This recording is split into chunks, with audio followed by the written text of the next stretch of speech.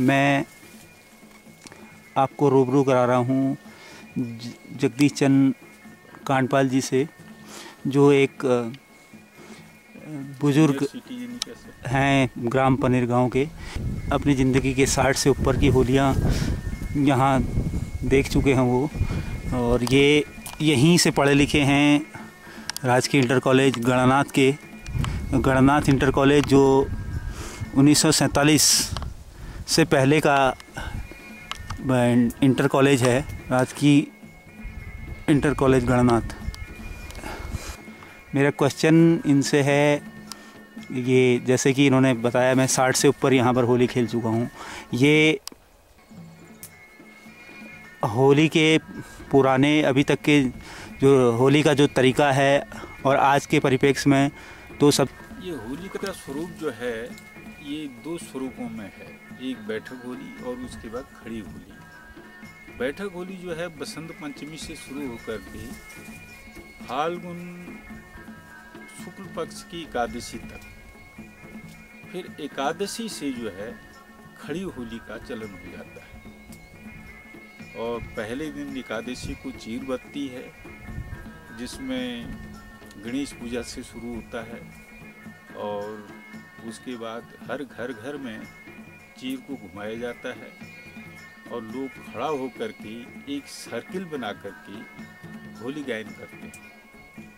मुख्य इसका जो वादक यंत्र है वो ढोलक है, ताल मजीरा उसके साथ चलते हैं, और प्रधान होलियार स्थिति के हिसाब से जिस घर में जैसी होली लगनी हो वह तय करता है, और शुरू उसी के द्वारा होली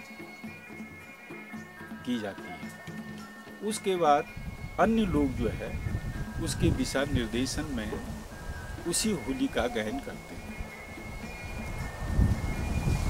एकादशी के दिन हर गांव वाले हर अपने घर में जाकर के होली गायन करते हैं, क्योंकि ये 7 गांव का समूह सतराली नाम से जाना जाता है, और गांव के नाम अलग अलग हैं, जैसे पनेर गांव हो गया, थापला हो गया, कोतवाल गांव हो गया, कांडे हो गया, लोहना, खाड़ी, झाड़कूट यानी ताकुला, ये 7 गांव। तो पहले दिन एकादशी में अपने गांव में ही घर घर होली होती है। दूसरे दिन द्वादशी को एक गांव वाले इकट्ठा होकर के ढोलक के साथ दूसरे गांव में जाते हैं, और 2 ढोलक मिलकर के सामूहिक रूप से होली का गायन करते हैं। त्रयोदशी को वह पहले गांव में आ जाते हैं, जो गांव पहले गया होता है उसी गांव में वो लोग आकर के होली गायन करते हैं, और घर घर जाने की ये प्रथा शुरू से चली आ रही है। चतुर्दशी के दिन 7 गांव वाले गणनाथ मंदिर में, जो शिव जी का मंदिर है, वहाँ जाते हैं और मिल कर के होली गायन करते हैं। 7 ढोलक, ताल मजीरा, अन्य वाद्य यंत्र जैसे तुतरी, नरसिंह, नगाड़ा, ये भी साथ में चलते हैं। गणनाथ मंदिर में होली करने के पश्चात आशीर्वाद शुरू किया जाता है।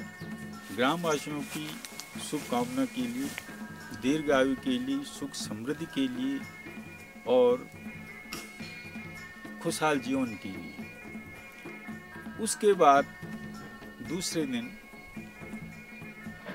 2 गांव वाले मिल करके तीसरे गांव में जाते हैं, जहां 3 ढोलक हो जाते हैं और संख्या भी कुछ बढ़ जाती है।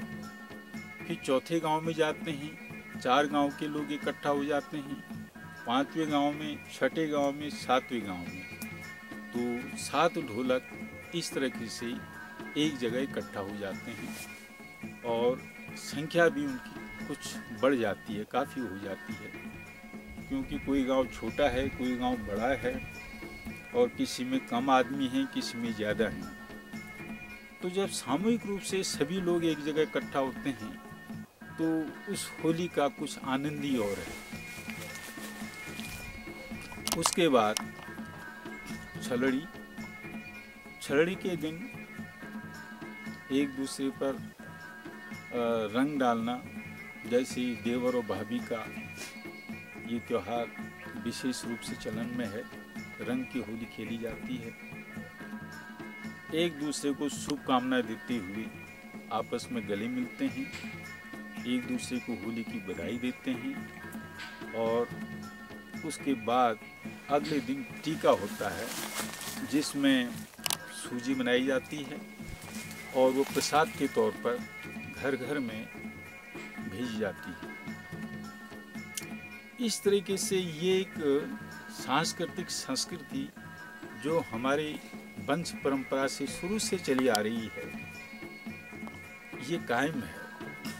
इसमें बाहर से जो नौकरी पेशे वाले लोग हैं वह भी इस होली के मौके में घर की तरफ रुख करते हैं और इस होली का आनंद लेते हैं।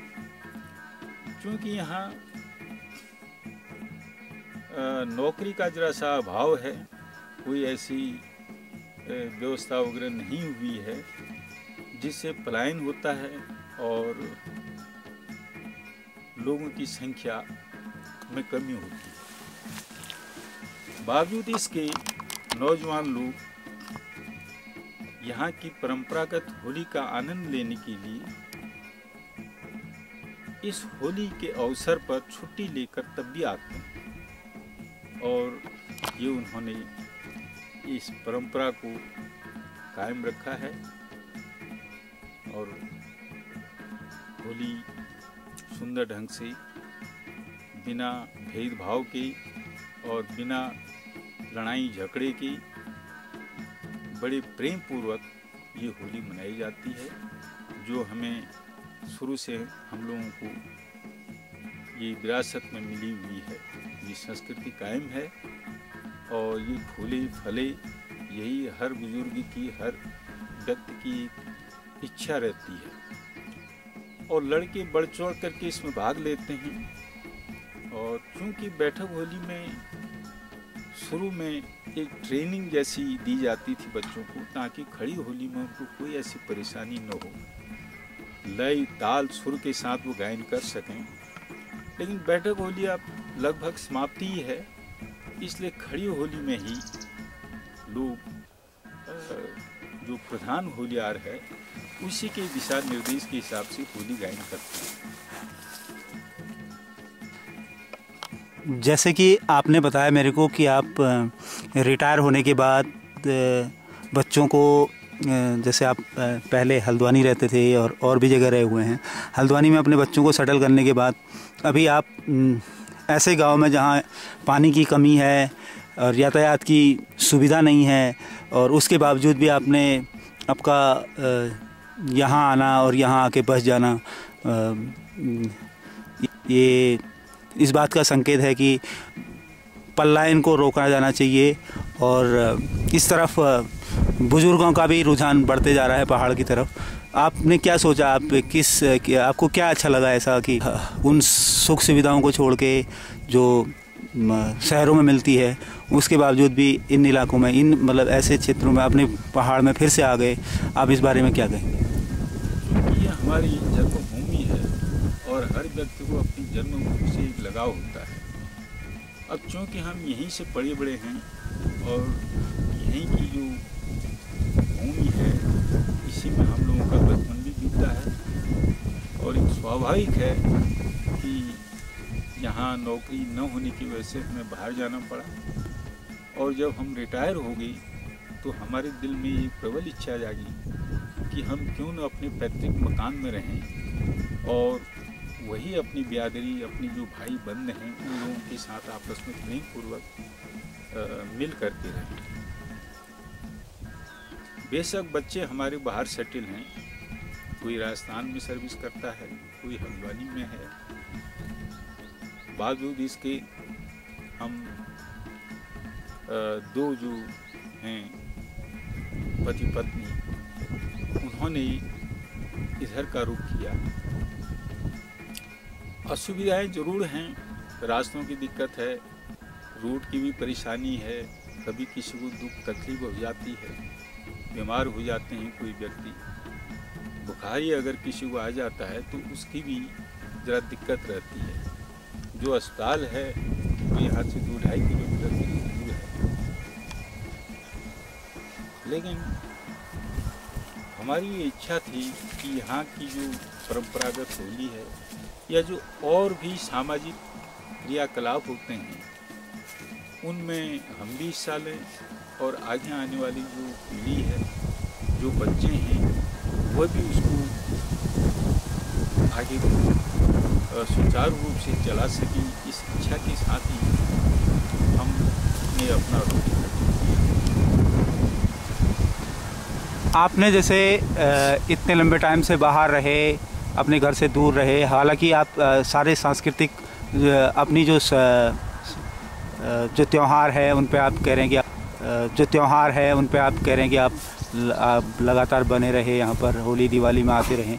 आप नई पीढ़ी को क्या संदेश देना चाहेंगे? नई पीढ़ी जिस तरह से आज वो पहाड़ों से दूर हो रही है, घर से जाते हैं तो फिर वो पहाड़ों का नाम लेना बहुत मुश्किल से वो यहाँ आते हैं, चाहे उसके पीछे रीज़न हो कि उनको प्राइवेट सेक्टर में उनको उतनी छुट्टियाँ ना मिल पाती हों या फिर बहुत कम उनको छुट्टियाँ मिल पाती हो, तो फिर भी कुछ लोग बच्चे, जैसे मैं देख रहा था बहुत सारे बच्चे यहाँ पर आए तो थे और बहुत लोग आए थे, तो नई पीढ़ी को आप क्या संदेश देना चाहोगे? नई पीढ़ी अपनी सांस्कृतिक विरासत को न भूले। बेशक देश काल परिस्थिति के हिसाब से उन्हें बाहर भी जाना पड़े, लेकिन इधर होली है, दिवाली है, इस मौके में समय निकाल करके उन लोगों को आना चाहिए ताकि ये धरोहर हमारी जो है वो बनी रहे।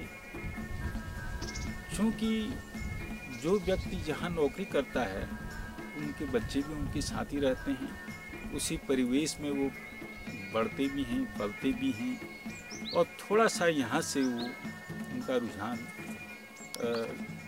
हल्का हो जाता है, कम हो जाता है। कारण जिस परिवेश में वो बड़े हो रहे हैं, पल रहे हैं, उसका ज़्यादा उन पर प्रभाव पड़ता है। बावजूद इसके हम ये चाहेंगे कि वो अपना समय निकाल करके कम से कम ऐसे त्यौहार जो हमें मिले हैं हमारे पूर्वजों के द्वारा वो कायम रख सके, और उसमें जहाँ जहाँ पर सुधार की ज़रूरत हो उसमें सुधार भी कर सकें। कमियाँ आती हैं वक्त के हिसाब से, पलायन भी इसका मुख्य कारण है, और दूसरा जो संयुक्त परिवार थे वो आज नहीं है, वो टूट रहे हैं, और इसकी वजह से गांव में लोगों की संख्या में भी कमी हुई है। और जिस तरह की होली पहले होती थी, काफ़ी लोग गांव में होते थे, संख्या भी ज़्यादा होती थी, तो उसका जो आनंद था, जो उल्लास उनमें पैदा होता था, वो कुछ देखने लायक था। लेकिन आज भी ये चीज़ है और जिंदी है, बहुत हर्ष होता है, क्योंकि ये होलियाँ जो हैं ये ब्रज की होली है। ये ब्रज से ही ये होलियाँ कुमाऊँ में आई हैं, और तब से जो है इस खड़ी होली का जो है प्रचलन हुआ है। हमारे मूल में जो श्री वल्लभ जी थे, उन्हीं के संतान है जो 7 गांव में बसे हुए हैं, और आपसी भाईचारा, प्रेम, इस चीज़ को ये दर्शाता है।